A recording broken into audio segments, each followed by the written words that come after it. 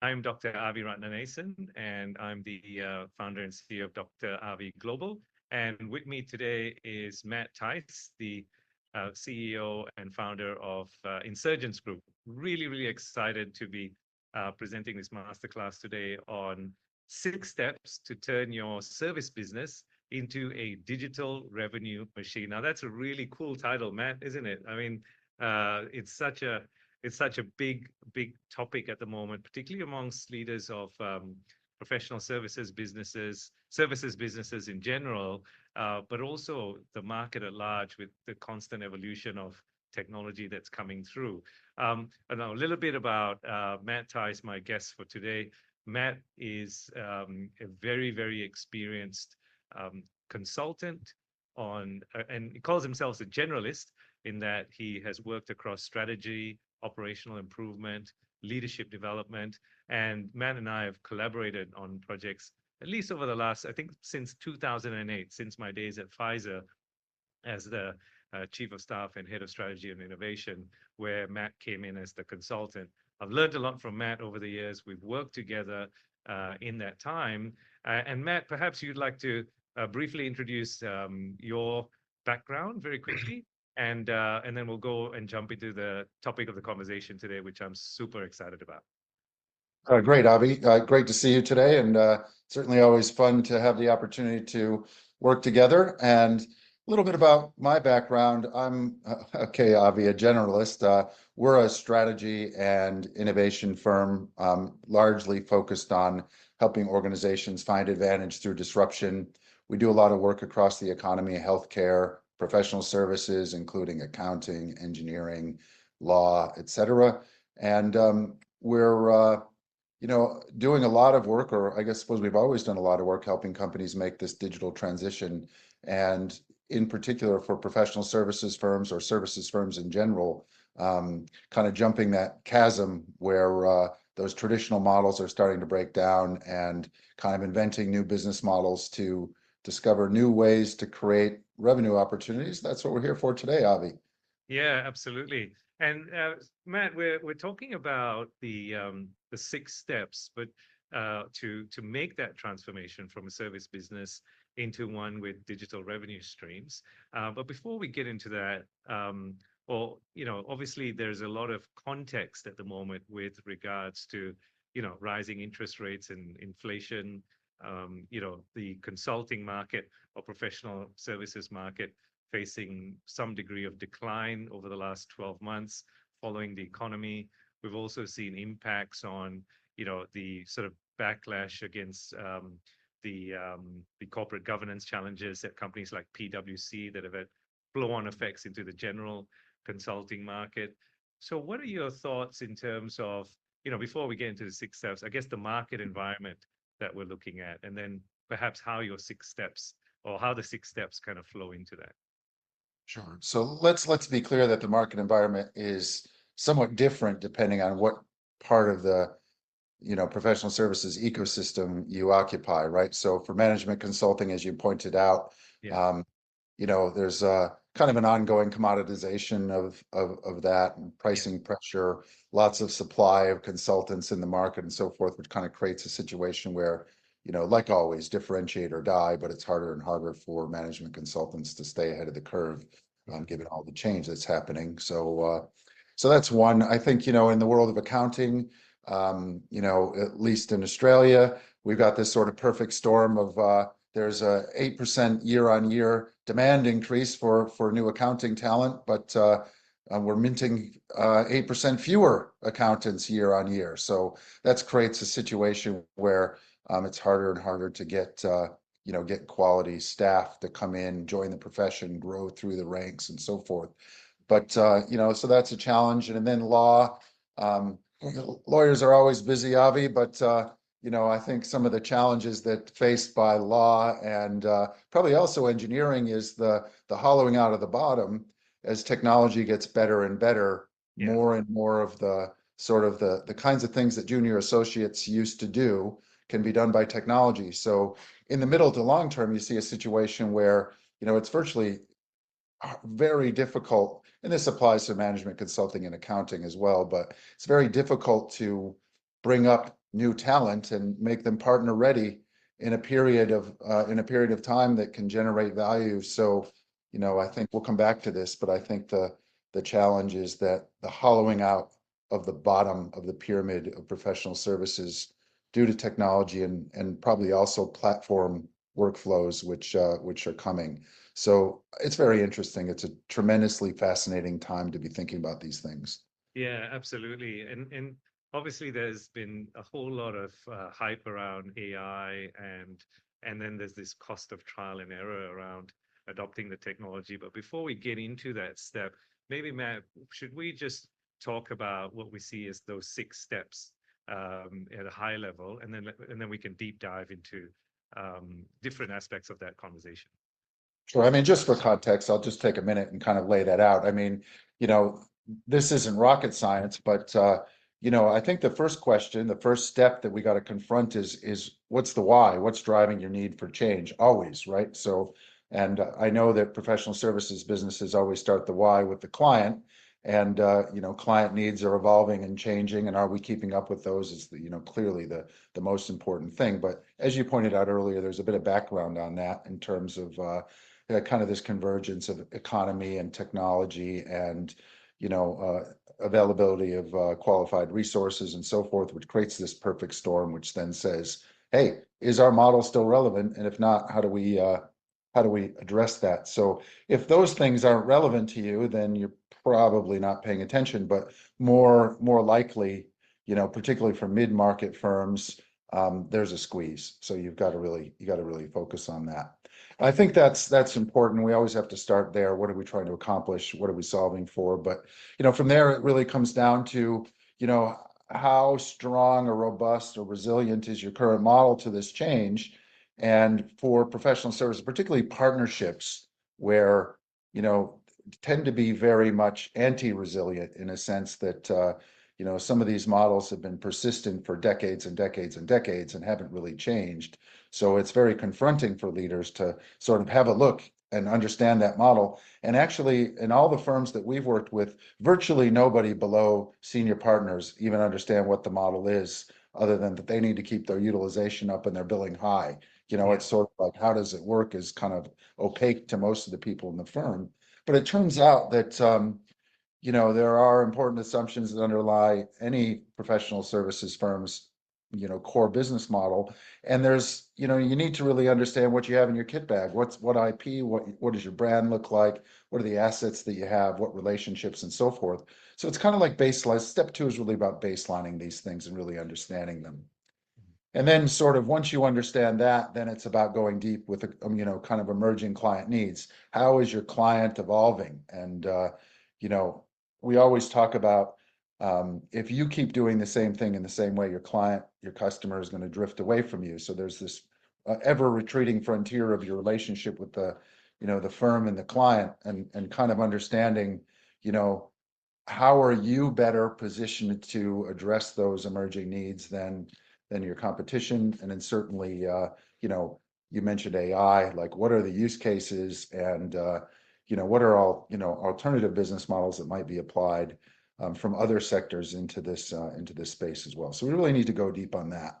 Mhm. And having then discovered where those use cases are, the market gaps exist, and so forth, then we pivot into the doing. Sort of step 4 is largely about, framing up pilots, ideally with, what we call lighthouse or lead customers that are those that are kind of on that frontier, and then using that to, step 5, sort of after you created a pilot, harvest and take those learnings out, and then find a way to scale that, step 6, and then rinse and repeat all the way back through that cycle.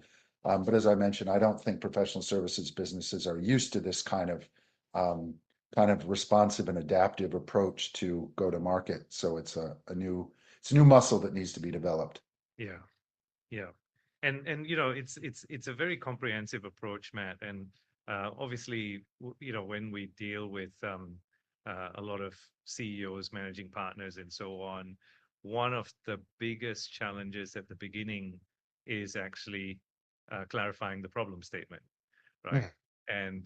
And often, you get into a conversation with a leader, and the conversation sort of sounds like, oh, I've got this problem here with my people. I've got, the market's shifting and declining. I've got, price pressure in the sense that, clients aren't willing to pay anymore.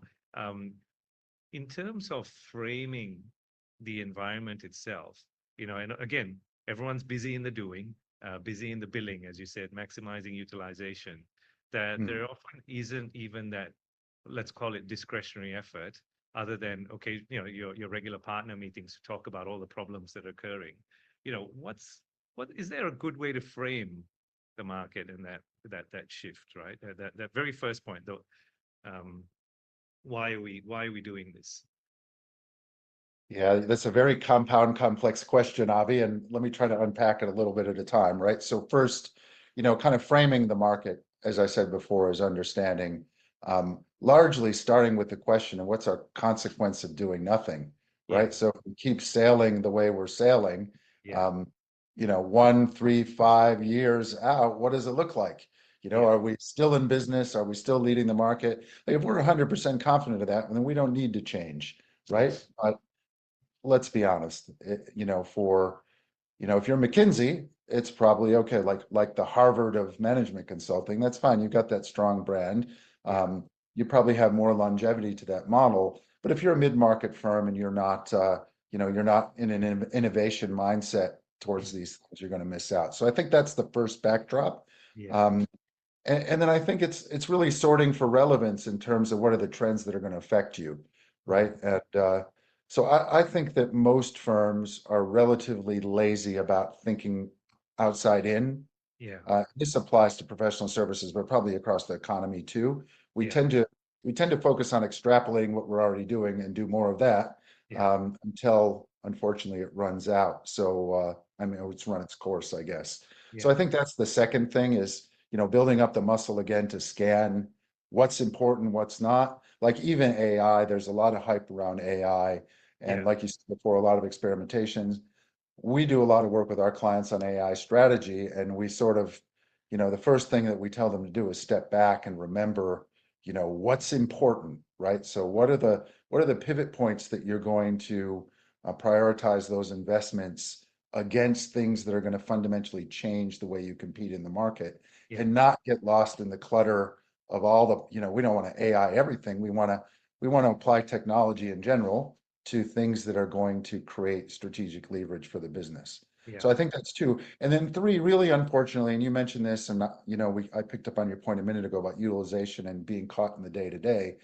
The time to make these investments and to think about this stuff is obviously when the sun is shining, not when it's raining. But we're kind of moving into a period where it's raining a bit, and that panic can set in where you don't have that discretionary budget or discretionary time to make the investments you need to make this shift. And in yeah, some ways, that's too late. So the firms that are, able to kind of, you know, really confront that and put those resources into the business are the ones that are going to win. yeah, One last point. You mentioned discretionary resources and effort. I totally agree that change and disruption, change in strategy, transformation, innovation floats on the boat of discretionary resources in these firms. yeah, So prioritizing the opportunity cost of a unit of billing for a unit of, future strategic value can be difficult, but you have to do it. yeah, yeah. That's right. I remember, the work we did many sort of years ago, over a decade ago.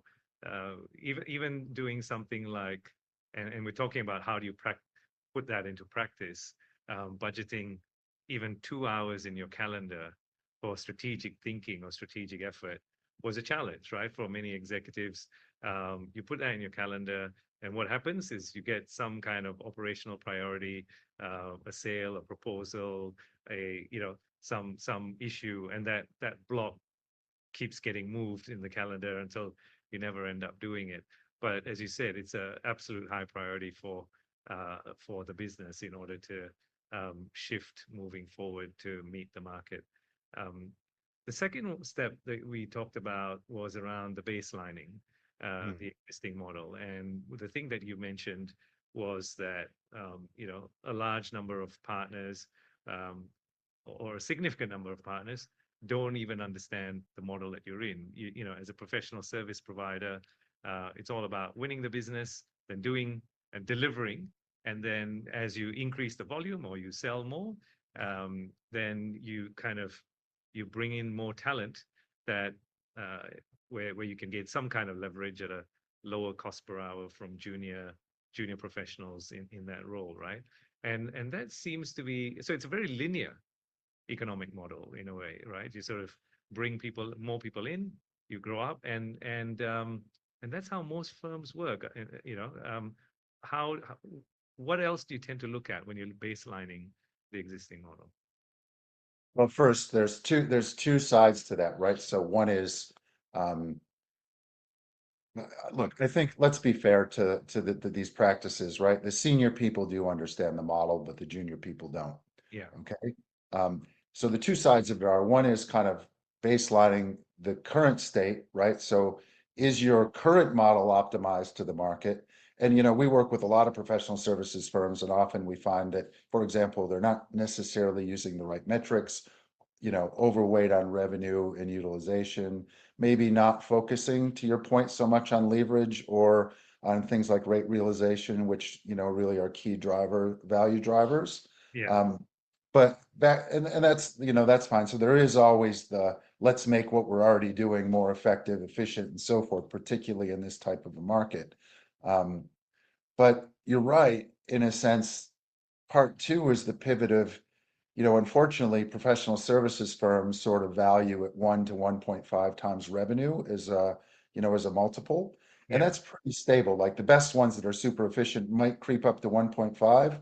yeah, Um, and the worst ones will sort of be point 0.8. And those that have IP that can trade, which we'll come to in a minute, which is really about how do you take that embedded capability and, like I mentioned before, the IP, the learning, the workflows, and so forth, and turn that into yeah, extra value. yeah, Now, this is where the opportunity space lies, yeah, but the traditional professional services firm scales on a unit of labor, for a unit of time, for a unit of price, yeah, which then is very linear. So yeah, growth is linear, and hopefully, to your point, you're arbitraging the labor in a sense that the junior people are cheaper than the senior people, and you get leverage from that, and yeah, that's where the profitability comes from. yeah. But I think that's insufficient to think about your firm that way. Yeah, absolutely. And it also assumes that you can sell all the available capacity all of the time, right? As you bring that capacity in. And so when you're looking at, and I think the key point that you talked about and is starting to unpack is, what's that IP that sits internally that could be packaged differently, that could be deliver more value to the business, considering that a professional services firms at the most will get 1.5 times revenue, typically, 1 times revenue, as you said. And the key for that, as you mentioned, was really understanding the client needs in almost a deeper way than you've done before.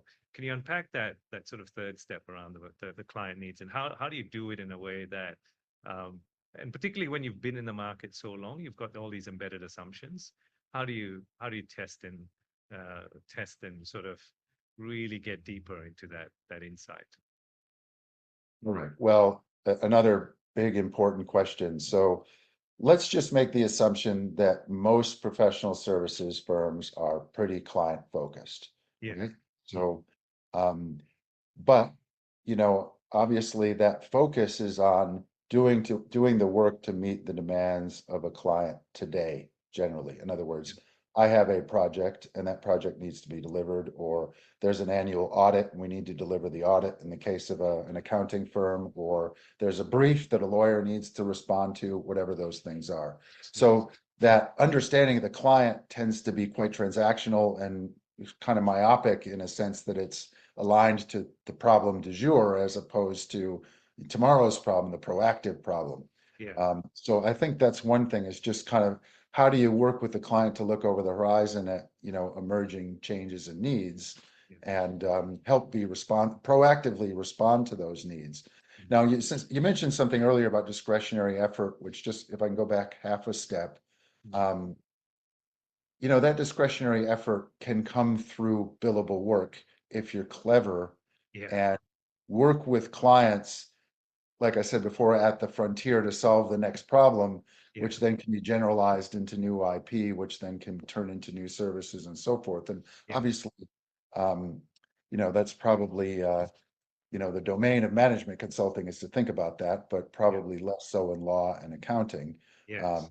Surely, when there's new regulation or whatever, the lawyers and the accountants, respond to that and add Yeah. that value to clients. All right, so circling back to getting on top of those client needs, Mm. it's finding a way to create billable project work that can respond to that, but also, sort of that's the new in terms of the service of the product in the same model, but at Yeah. the same time, working with your best clients to figure out, is there a different model to apply to that? So Yeah. can you monetize the IP in a different way? Yeah. Can you, offer your services, for example, on a subscription basis? Those are just, two different examples. But another thing, Avi, is if you look at who's doing the work to disrupt professional services, it's platform providers, Absolutely. right? So it's if I take accounting again, Mm. it's the Zeros and the Myobs of the world, or the tens of other businesses that are cherry picking accounting and audit workflows, Yes. creating, you know what I mean? Sort Yeah. of bedding the IP into these workflows, building digital platform capability around these, and Yeah. then offering those as supplementary capability for accounting firms and the clients at the same time. Yeah. But, whilst it feels great that that's enabling you in the day to day, ultimately it's eating your lunch because those workflows that the client used to depend on you are now being offered by someone else. Yes. And you have to keep kind of climbing the pyramid to add more value, Correct. even as your leverage is being undermined in your business. Yes. So where do I look? I look at these analogs as what are the workflows that my clients are concerned about, Yeah. and who's creating the capability to, either automate those workflows or make those workflows more effective for clients, more efficient. And typically it's not the professional service firm, right? Yeah. Yeah. But it could be. It could be. That's the thing. Like we're not, really trained to think about our businesses or our clients' businesses in terms of workflows. We Yes. think about them in terms of transactions. Yes. Yeah. You know, See? it's really, really interesting. And, in all the time that I've spent in, kind of product development, IT startups and so on. And, you and I, we've had a lot of these discussions over the decades around should a, should a professional services firm, um, and I'll talk about this in two ways. So one is, develop its own technology for to disrupt its own services or to sort of optimize its own services. But secondly, then externalize that product and go to market with a new commercial offering that's digital. Um, the should question, right? So there's the there's the question of we know why we're doing it. We're starting to get a sense of there's a market need. We understand our model. We understand the market needs to disrupt our workflow or to optimize our workflow using technology. Let's say we get that. Then the question is, should we go out and pilot something that, or develop something and pilot it ourselves, or should we partner? And that's kind of like an inflection point in step four around the pilot. I mean, do you have a view on that, whether you in-house that or externalize that or a blend of the two? It's the old make buy question, Avi, which Yeah, is a good question. yeah, Um, I suppose let's start with when to make and when to partner or buy, yeah. right? Now the buy is what I just described is we're going to wash our hands out. We'll let someone else do it. You know Hmm. what I mean? Mm, So I really think that there's sort of three factors to think about here. yeah, One is working back. Okay, so is there a path to scale that, yeah, right? So making big investments to automate your own workflow inside the firm with your own capability and technology probably doesn't make sense unless you can sort of syndicate that capability either to clients or to other firms. Yeah. So can we scale it? That's number one, right? Number two is, can we, can we monetize it in a sense of, scaling it's one thing, but we are going to either monetize that two ways. We're going to use the tech to create more leverage, Mm. okay, which is today's dollars, Yeah. or we're going to use the tech to create a higher multiple, which is tomorrow's dollars. Understand what I mean? So we want to trade at higher than 1.5 times revenue, and creating that tech, adding that to the scale, enabling us to monetize that at a point in time when either we trade the firm or we go through some other equity event with the business is kind of the math that you have to work through. And by the way, nobody does this math, so it's a Yeah. really valuable exercise to think deeply about that, right? So, And then there's a little m, little b make versus buy is, mm, do we use in-house capability mm, or we outsource the capability to do the development? yeah. Okay, which is more, in the little m make where, we have the capability, our IT team, our consultants, for example, our accountants or our engineers understand the workflows. You know what I mean? We might do that ourselves. Mm, But we also might buy the capability but own the IP. So it's a yeah. complicated kind of question, but ultimately, if you can't monetize it either through more leverage or a value trading multiple, and you can't scale it, it's probably best to partner or buy it. Yeah. And coming back to that higher order objective which you talked about, which is why are we doing this? And part of the objective for certain partners or managing partners who perhaps may be looking at exiting the business in the next 3 to 5, 10 years, and are looking to increase their valuations. Um, on that objective question again, and I remember talking to a VC once when they're evaluating, some of the work that we were doing, and this particular venture capitalist was kind of saying, "Look, Avi, we would value you as a technology business if more than 50% of your revenue came from, recurring software revenue, right? And services would have to be less than 50% for you to get that higher multiple of valuation. In your, and again, this is coming back to the objective of that owner who may want to be selling their business next few years at a higher valuation. Have you found any sort of benchmarks for when you would be considered a service business versus a digital business? Um, There is a ratio, Avi, and I yeah, think it depends on the seller and the buyer, yeah, right? yeah, So it's hard to say, is it 50-50? Is it 80-20? yeah, Sophisticated buyer might value the revenue streams completely separately. And yeah, then you get let's say, I don't know, 10x EBIT plus for the IP related platform stream, and yeah, you still get 1.5 for the other stream, yeah, right? yeah, But we have plenty of clients that have, so for example, especially software clients, yeah, uh, so those who start from the other side but yeah, have a services business focused on implementation, right? yes, They're always very wary about that ratio, yeah, right? And typically what happens is, they want 70%, north of 70% of their value to come from recurring revenue, yeah, software sales, yes, but because they have to implement the software, you mm, know, what they'll typically do is try to push down that ratio by working with third-party channel providers or, resellers or whatever to help keep that ratio down. yeah, Whereas professional services firms tend to look at it the opposite. We yeah, want all the services revenue.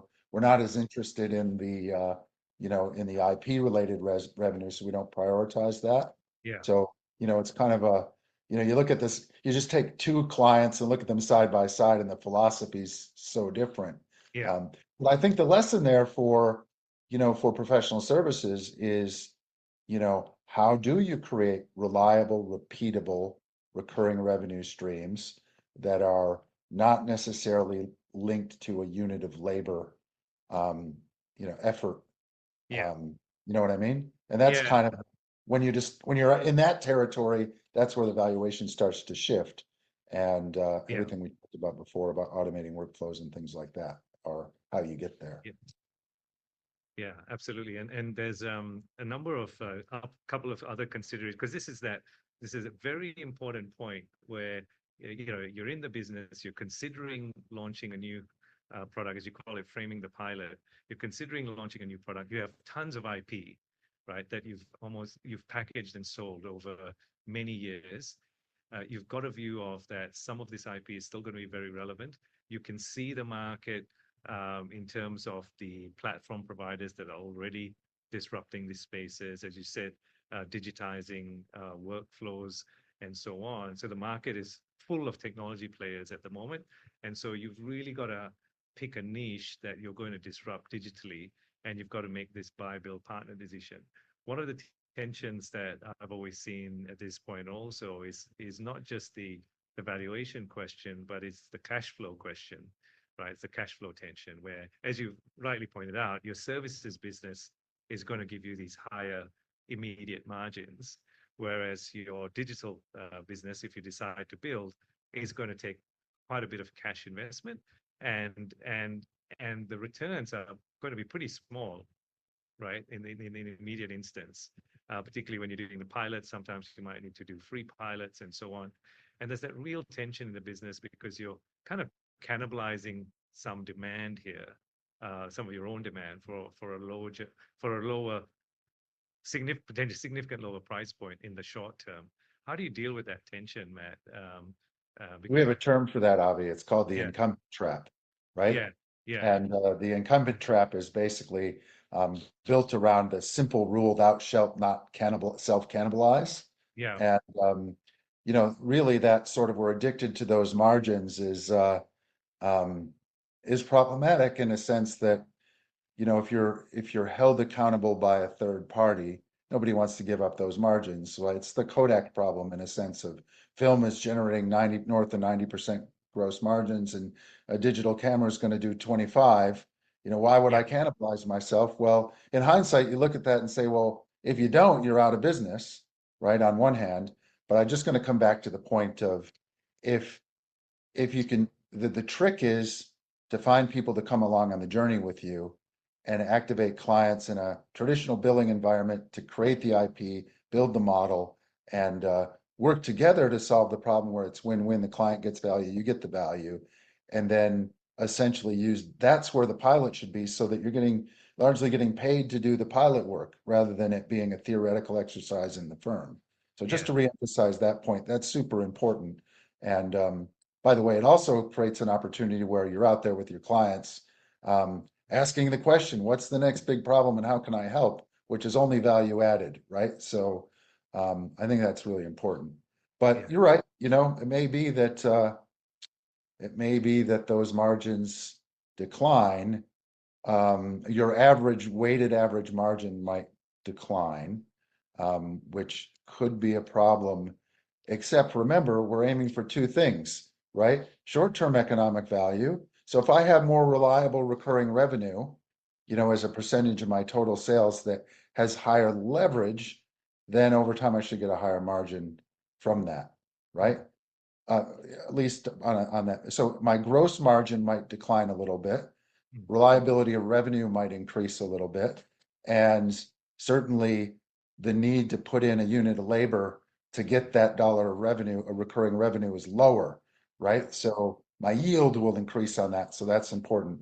But the second side of the equation is about multiple and making sure that we're enhancing firm value. So if we have our eye on that, I can trade a little bit off on that multiple if if that gives me more long-term firm value, particularly for the case that you related a moment ago about the individual who's looking at a 3 to 5 year exit.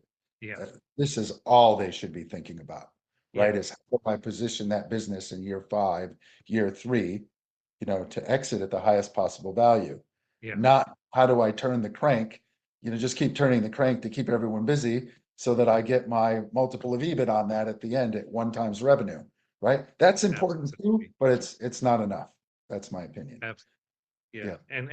and the mindset shift required to, as you say, two mindset shifts. One for the founder slash managing partner or partner team to actually think about the long term early on. Two, almost shape the risk appetite differently because, on the one hand, when you're in the services businesses, you can see the money right in front of you very quickly. You're taking a higher risk when you're making bigger investments in technology and so on.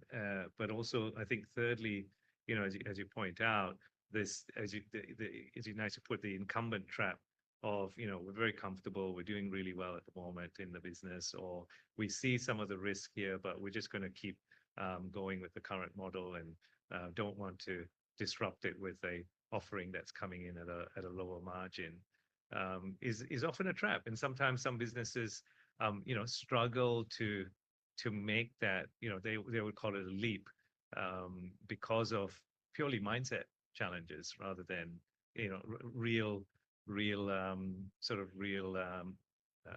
execution risk. One of the things that, you touched on, which is a question sometimes, is if you are looking to then sort of build learnings around this. One of the things that I found was, the client's ability to, or rather willingness to buy, and for you to actually execute a pre-sale.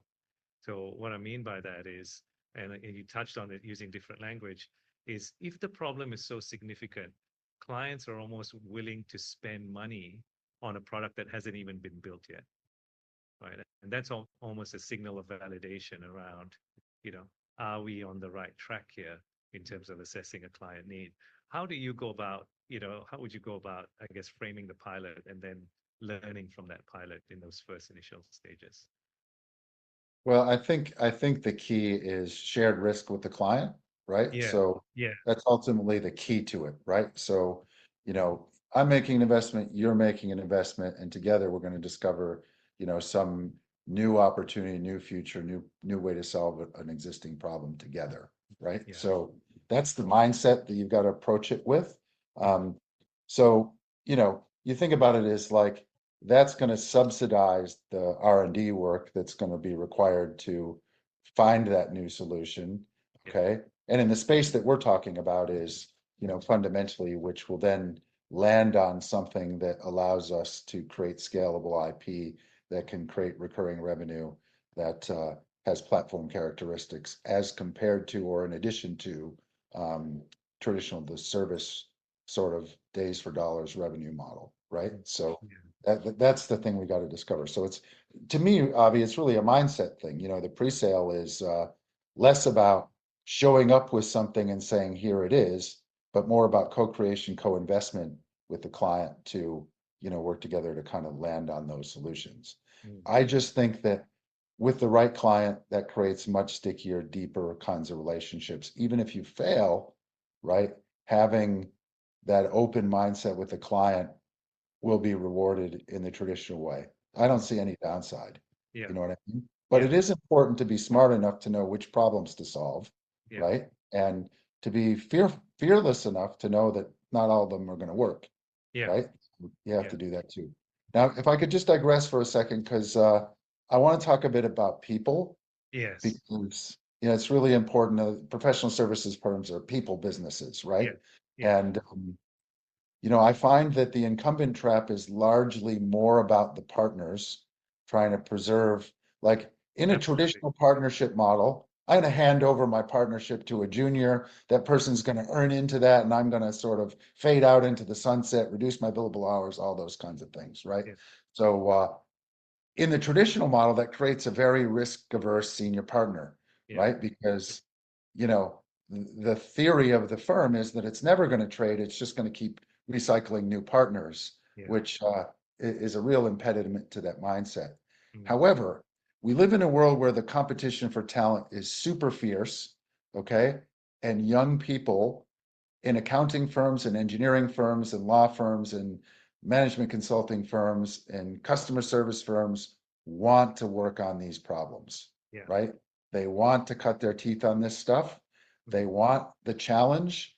Um, and sure, they want to learn the basic core skills, but in all the clients that we've worked in professional services, it's the director and below level are super keen on this stuff.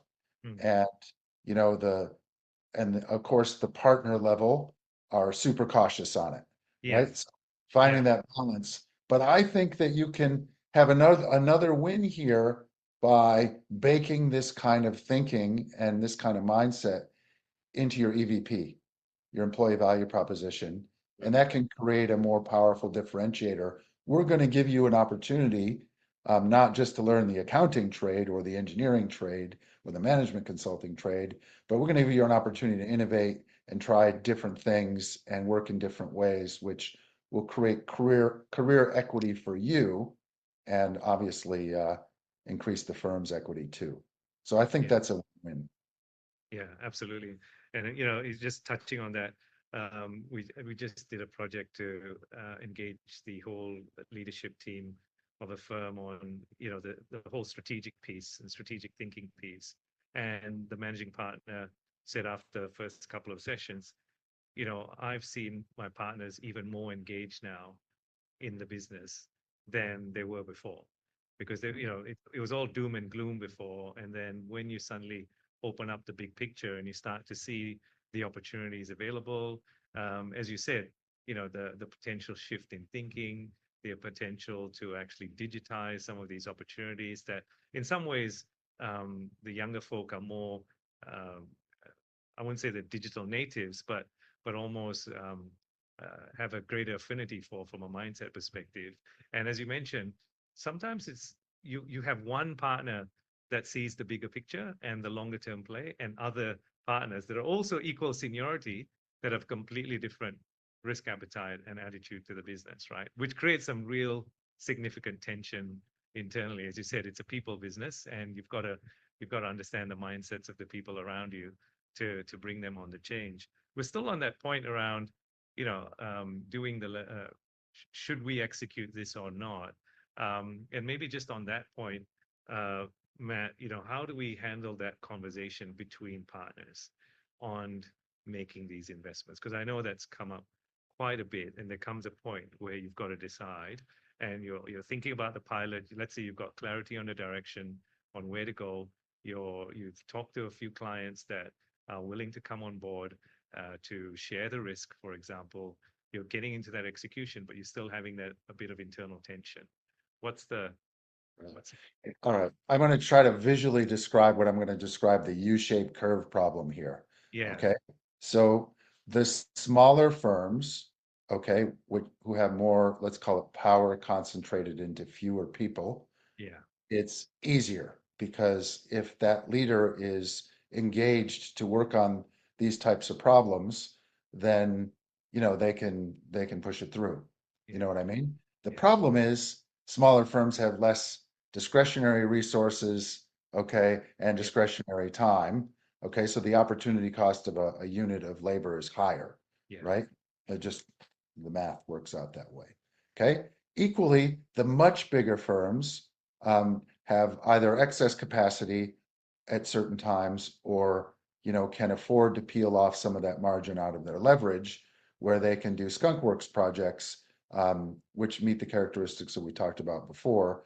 And their problem is more as you described, is herding the cats of lots of different partners with competing agendas inside the firm to be able to prioritize this stuff, yeah, um, but not a problem of capacity or resources. yeah, So in essence, if they want to put those resources to this stuff, they can. And most often, those pilots need to be quarantined outside of the main structure for bigger firms. Otherwise, they get lost in the politics and they don't succeed, yeah, right? And once they gather momentum and steam, then you first syndicate across your partnership and then maybe globally or whatever. That's kind of how it happens. But it's the middle firms that have both of those bad characteristics of, mm, let's say you have 5 or 6 partners. So you mm, have all the politics and you don't have that much discretionary resource. You got a smaller pool and it's harder to deal with that.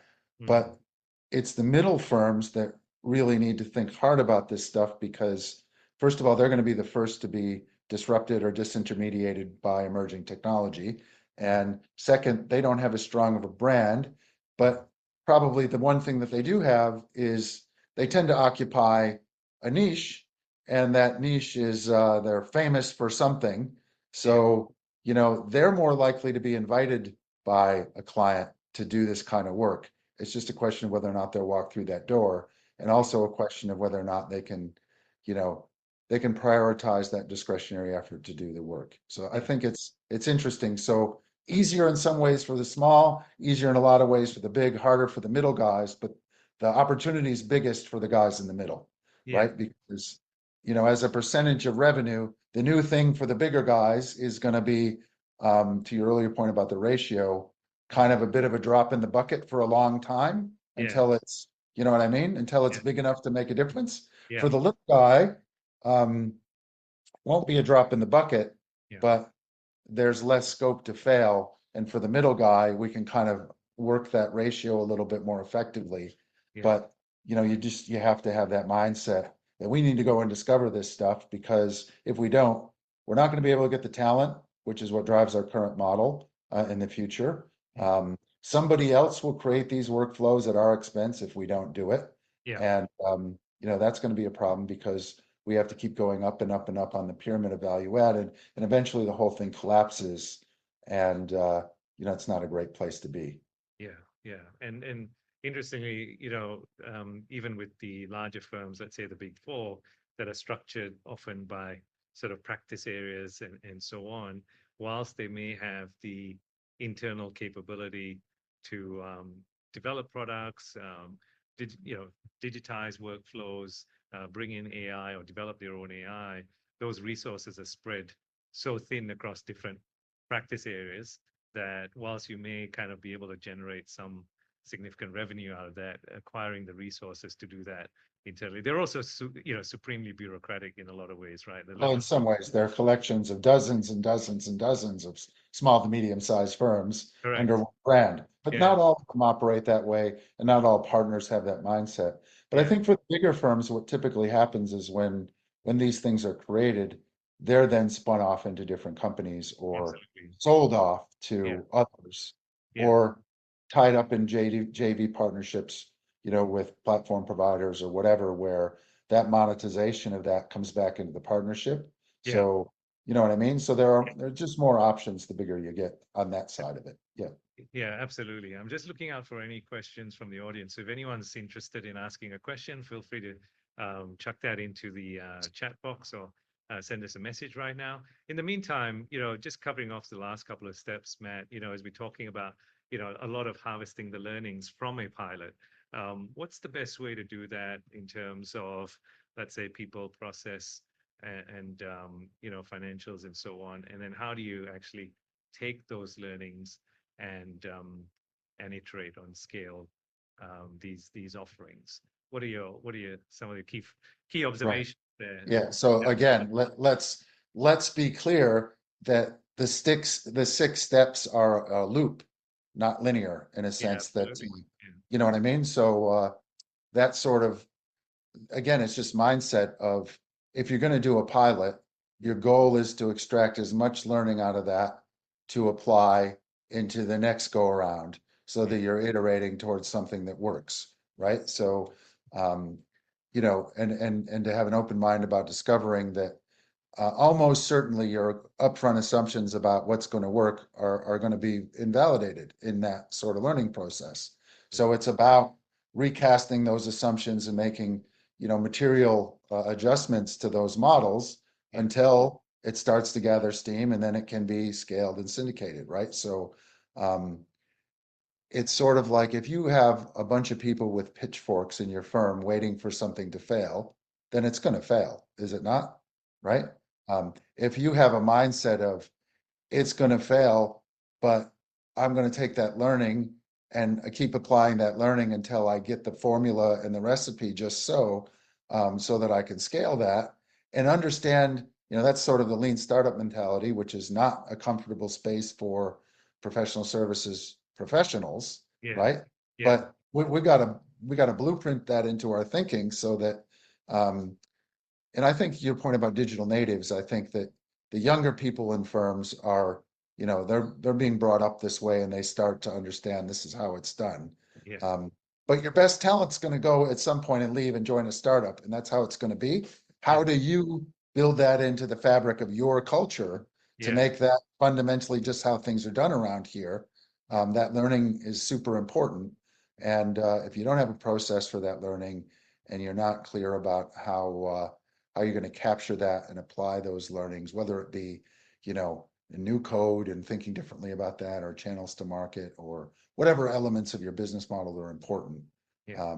you're missing something. You have Yeah. to really think hard about that. Yeah. And one thing that's interesting, or there's a few things interesting there around, you go on a market, you've acquired clients that are interested in building a digital offering with you.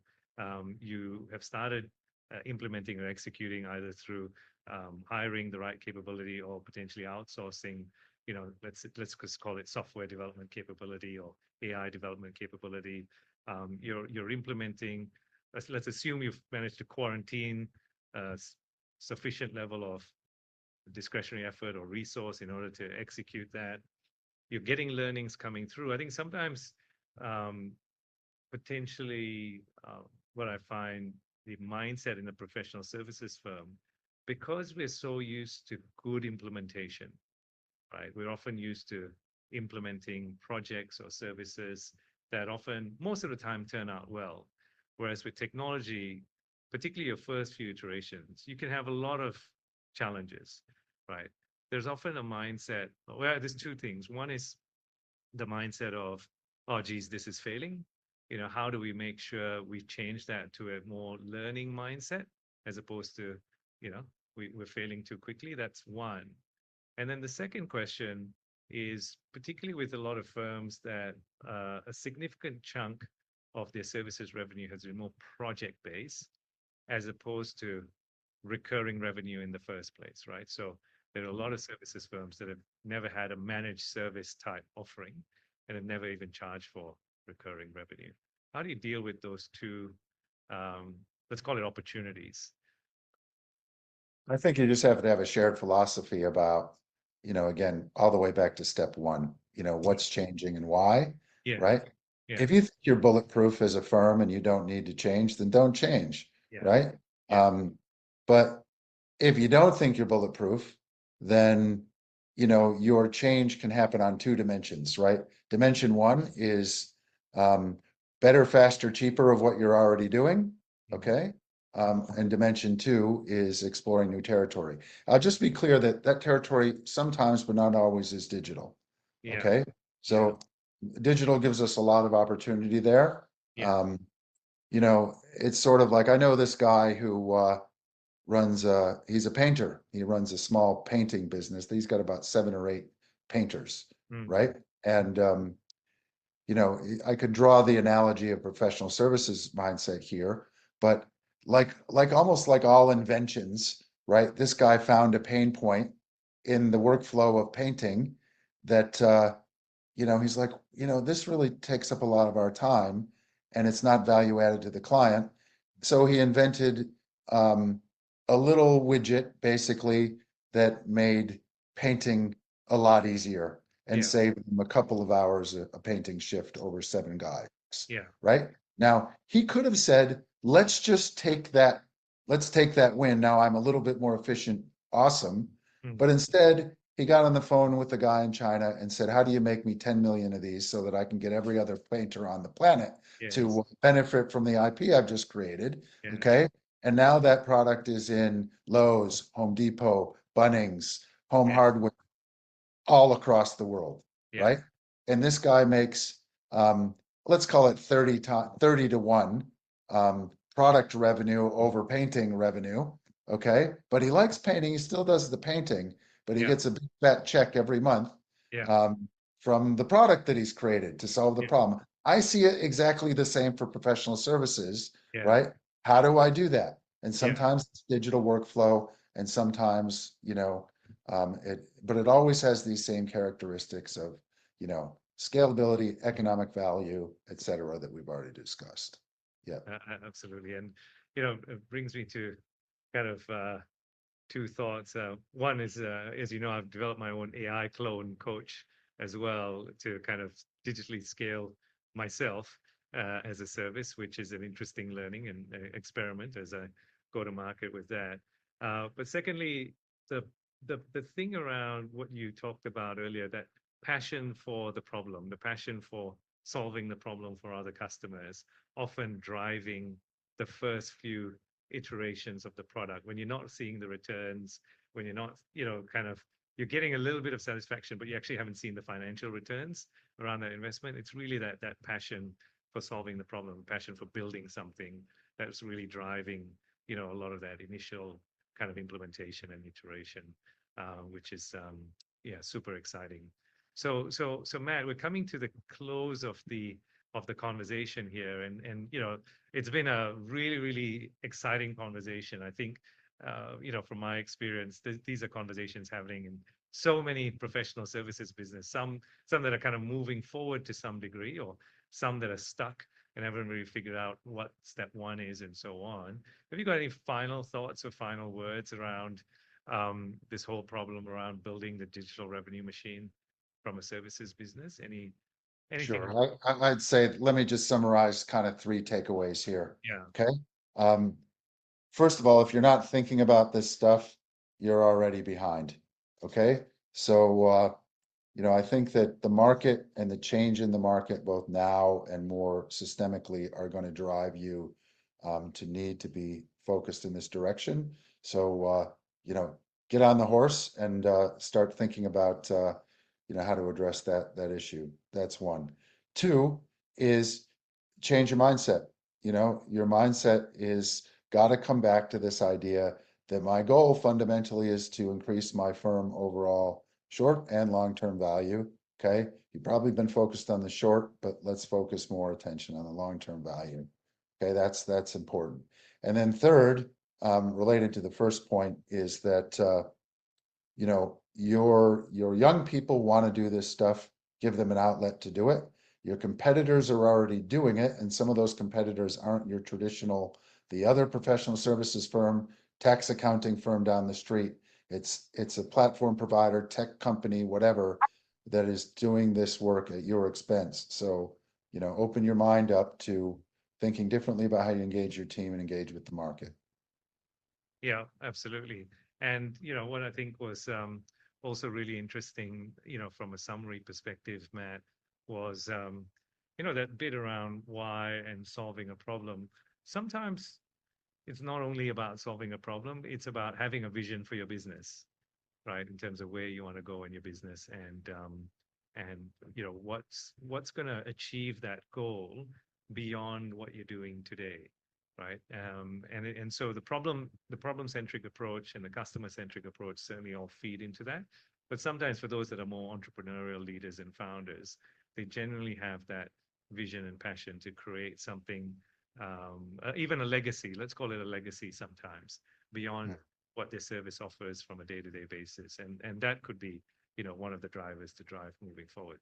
Man, I want to thank you for your time and friendship and collaboration. Again, it's been a fantastic journey working together all this time on mutual projects and on separate projects. But it's been a great conversation. As I said, highly relevant to the market today. You look like you want to say something more, man. No, I just echo the same thing. It's always a pleasure, Avi, to kick around some of these ideas, and I'm sure that there'll be someone out here that has gotten some significant value from hearing these perspectives, even if just reflecting for an hour on these issues for for their own businesses. So Yeah. thanks for inviting me. I appreciate it. No, absolutely. And for those of you who are interested in potentially getting an external view on your business, you might find that some of these points are a little bit sort of challenging to discuss either internally for whatever reason, or that you're potentially feeling like an external perspective may help drive some of these conversations. Both myself and Matt are available for a conversation. Find us, Dr. Avi, or Matt Tice, Matttice, with Insurgents Group. We're both happy to have a conversation with you about how to move forward in this area.